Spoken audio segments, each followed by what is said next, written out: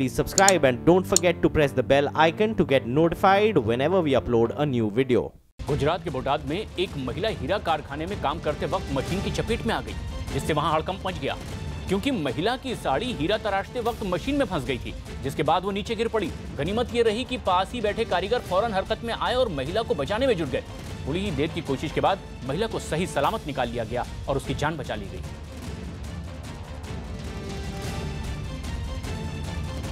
गुरुग्राम में एक विदेशी महिला ने गैंगरेप का आरोप लगाया।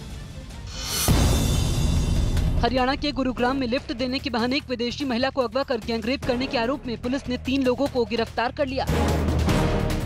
यूपी के बलिया से बीजेपी विधायक सुरेंद्र सिंह ने विपक्षी दलों पर मुस्लिम तुष्टीकरण का आरोप लगाया। मुस्लिम परस्त राहुल जी के नेतृत्व में और मुलायम सिंह जी के नेतृत्व में एक स्टेज पर होंगे और राष्ट्रपति सब एक स्टेज पर होंगे।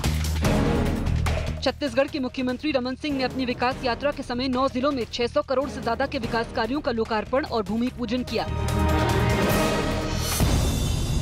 त्रिपुरा दौरे पर पहुंचे राष्ट्रपति रामनाथ कोविंद ने अनानास को राजकीय फल घोषित कर दिया। अनंतनाग में जम्मू कश्मीर के एडवोकेट जनरल के घर में घुसे आतंकियों ने सुरक्षा में तैनात जवानों के हथियार छीनने में नाकाम होने पर तोड़फोड़ की। रक्षा मंत्रालय ने सुरक्षा बल के लिए 5000 करोड़ रुपए से ज्यादा का रक्षा सामान खरीदने के प्रस्ताव को मंजूरी दे दी। यूपी के प्रतापगढ़ में बाइक सवार बदमाशों ने एक पेट्रोल पंप पर फायरिंग कर सेल्समैन से 20,000 रुपए लूट लिए। दिल्ली पुलिस ने एक IPS अधिकारी समेत सिपाही को कुचलने की कोशिश करने के आरोप में एक आदमी को आसपास के लोग पुलिस की कार्रवाई का विरोध करने लगे।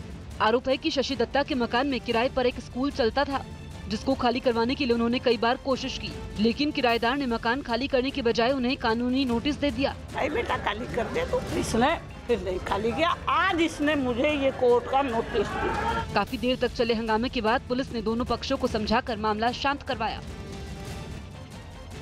चीन के यूनान प्रांत में एक पुलिस वाला एक गाड़ी के डैशबोर्ड में छिपे शॉप को खींचकर बाहर निकालने लगा।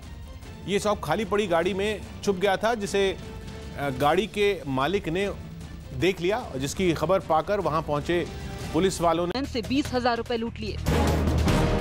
दिल्ली पुलिस ने एक IPS अधिकारी समेत सिपाही को कुचलने की कोशिश करने के आरोप में एक आदमी को आसपास के लोग पुलिस की कार्रवाई का विरोध करने लगे।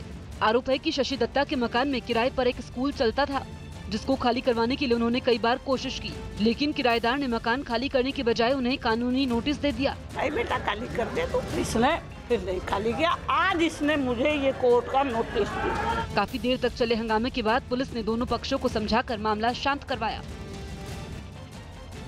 चीन के यूनान प्रांत में एक पुलिस वाला एक गाड़ी के डैशबोर्ड में छिपे शॉप को खींचकर बाहर निकालने लगा। ये शॉप खाली पड़ी गाड़ी में छुप गया था, जिसे गाड़ी के मालिक ने देख लिया और जिसकी खबर पाकर वहां पहुंचे पुलिस वालों ने सांप को निकालने की कोशिश शुरू कर दी। सांप पकड़ने वाले खास चिमटे की मदद से एक पुलिस वाले ने उसे बाहर खींच लिया। यह करीब 3 मीटर लंबा किंग कोबरा था, जिसे पुलिस वाले ने उसके मुंह से पकड़ लिया, जिसके बाद वो एक पिंजरा लाया गया जिसमें किंग कोबरा को बंद कर उसे वन विभाग को सौंप दिया गया। उत्तर प्रदेश के ललितपुर में सुबह टहलने निकले परिवार के 6 लोगों को एक कार ने कुचल दिया। हादसे में परिवार के 3 लोगों की मौके पर ही मौत हो गई, जबकि हादसे में 3 लोग गंभीर रूप से घायल हो गए हैं, जिन्हें अस्पताल में भर्ती करवाया गया है।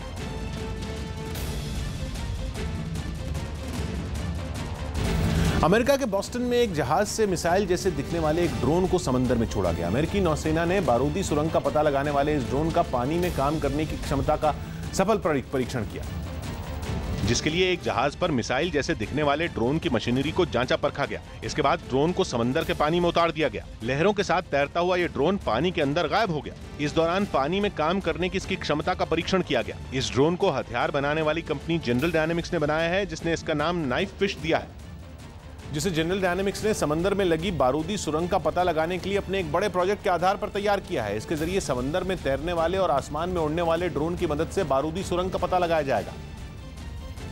जिसका कंपनी ने एक एनिमेटेड वीडियो भी जारी किया। इस प्रोजेक्ट के तहत पनडुब्बी से ड्रोन छोड़े जाएंगे। एक ड्रोन तरंगों की मदद से समंदर की तलहटी को स्कैन करेगा, दूसरा ड्रोन पानी की सतह पर आकर कैमरे की मदद से खोजबीन करेगा। फिर दोनों ड्रोन पनडुब्बी को आसमान में उड़ने वाले ड्रोन को छोड़ने के लिए जरूरी जानकारी देंगे। पनडुब्बी से निकली एक ट्यूब सतह पर आकर उड़ने वाले ड्रोन को लॉन्च कर देगी। इसके बाद समंदर और आसमान दोनों ही जगह से तालमेल बनाकर तीनों ड्रोन बारूदी सुरंग की खोजबीन करेंगे। दावा है कि ये तकनीक आसानी से बारूदी सुरंग वाले इलाके को खोज निकालेगी ताकि उनसे टकराकर कोई भी जहाज डूबने न पाए। गुजरात के अहमदाबाद में एक कार्यक्रम में मंच पर बैठे गायक पर कुछ लोग प्रधानमंत्री मोदी का मास्क पहनकर नोट उड़ाने लगे।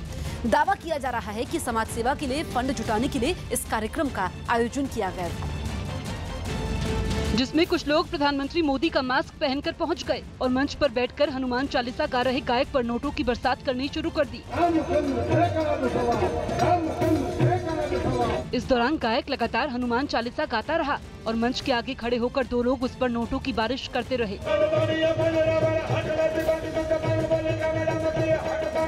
एक बार हाथ में रखी नोटों की गड्डी के खत्म हो जाने के बाद नोट उड़ा रहे लड़के ने अपनी जेब से कुछ और नोटों की गड्डियां निकाली और गायक पर उड़ाने लगा।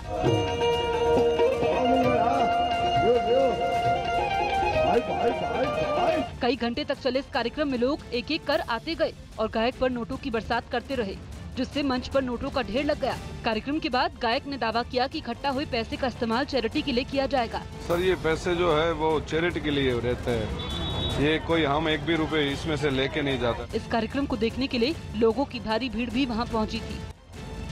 नागपुर में आरएसएस के मुख्यालय में पूर्व राष्ट्रपति प्रणब मुखर्जी के दिए गए भाषण के बाद कांग्रेस और बीजेपी के बीच अब सियासत और तेज हो गई है। प्रणब मुखर्जी ने भाषण के बाद कांग्रेस ने दावा किया है कि पूर्व राष्ट्रपति ने आरएसएस के नेताओं को आईना दिखाया। कांग्रेस प्रवक्ता सुरजेवाला ने दावा किया कि पूर्व राष्ट्रपति मुखर्जी ने अपने भाषण के जरिए मोदी सरकार को राजधर्म सिखाया है। श्री प्रणब मुखर्जी ने सच का आईना दिखाते हुए आरएसएस के मुख्यालय नागपुर में आरएसएस और देश को ये बताने का प्रयास किया कि भारत उसकी विविधता में जीता है। मोदी सरकार को भी प्रणब मुखर्जी साहब ने राजधर्म की याद दिलाई और बताया कि किस प्रकार से शासक की खुशी केवल और केवल देश की जनता की खुशी में है। तो दूसरी तरफ बीजेपी ने दावा किया कि प्रणब मुखर्जी ने भी राष्ट्रवाद की आरएसएस की विचारधारा का सम्मान किया। इतना ही नहीं, बीजेपी ने प्रणब मुखर्जी के हेडगेवार को भारत मां का सच्चा सपूत बताने वाले बयान को भी कांग्रेस पर पलटवार करार दिया। जो उन्होंने कहा है कि निश्चित रूप से कि देश के लिए और राष्ट्रीय स्वयंसेवक संघ के जो सरसंघ चालक जी हैं, परम पूजनीय सरसंघ चालक माननीय मोहन भागवत जी, उन्होंने राष्ट्र का सपूत माना है। तो जो राष्ट्र के लिए इदम नवम इदम राष्ट्राय स्वाहा, जो राष्ट्र के लिए समर्पित है, वही राष्ट्र का सच्चा सपूत भी होता है। क्या हमारा सैद्धांतिक मतभेद है आरएसएस से, कोई भी कांग्रेसमैन वहां नहीं जाएगा। जहां तक प्रणब मुखर्जी जी का सवाल है, वो कांग्रेस से त्यागपत्र देकर राष्ट्रपति थे और उसके बाद उन्होंने कांग्रेस तो ज्वाइन नहीं की। बेहतर यही होता कि वहां न जाते।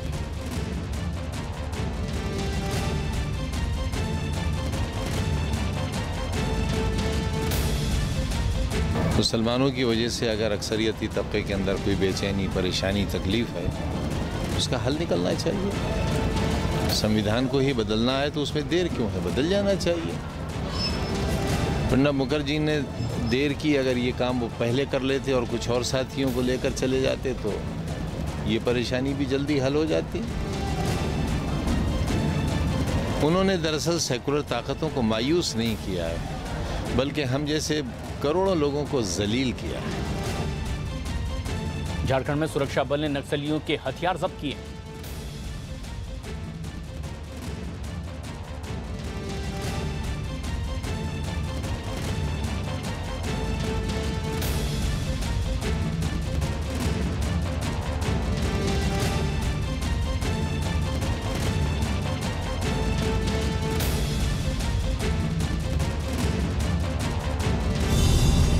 झारखंड के लातेहार में छापेमारी अभियान के समय सुरक्षा बल ने नक्सलियों के जंगल में छुपा कर रखे गए हथियारों को जब्त कर लिया। यूपी के अमरोहा में पुलिस ने चरस, अफीम और गांजे की तस्करी के आरोप में एक ही परिवार के 5 लोगों को गिरफ्तार कर लिया।